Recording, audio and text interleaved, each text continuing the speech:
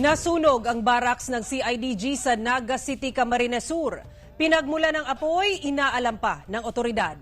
Nakaalerto si Chris Novelo ng GMA Regional TV Balitang Bicolandia.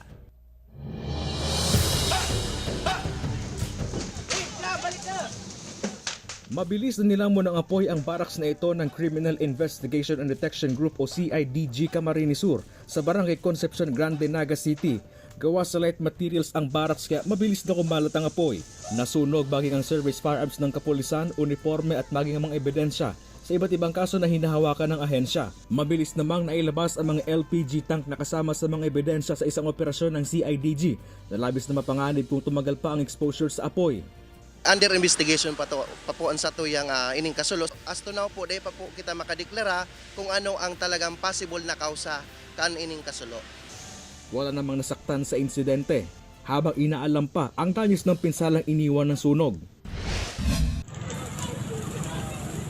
Used oil naman ang tinitinang dahilan sa sumiklab na sunog sa nakatambak na basura sa Barangay Arimbay, Legazpi City, Albay.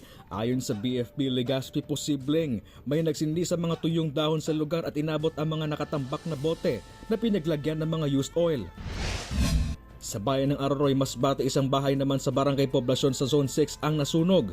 Gawa sa light materials ang bahay kaya mabilis na kumalat ang apoy. Tinatay nga abot sa 36,000 pesos ang pinsalang iniwan ng insidente. Sa Sorsogon City, 2 tricycle rin ang nasunog habang nakaparada sa Barangay Biot. Ayon sa isang barangay official, unang nagliyab ang isang tricycle at damay ang isa pa na nakaparada rin sa lugar. Inaalam pa sa ngayon ng BFP ang dahilan ng pagliyab ng naturang tricycle. Mula sa GMA Regional TV Balitang Bicolandia, Chris Novelo, nagbabalita para sa GMA Integrated News.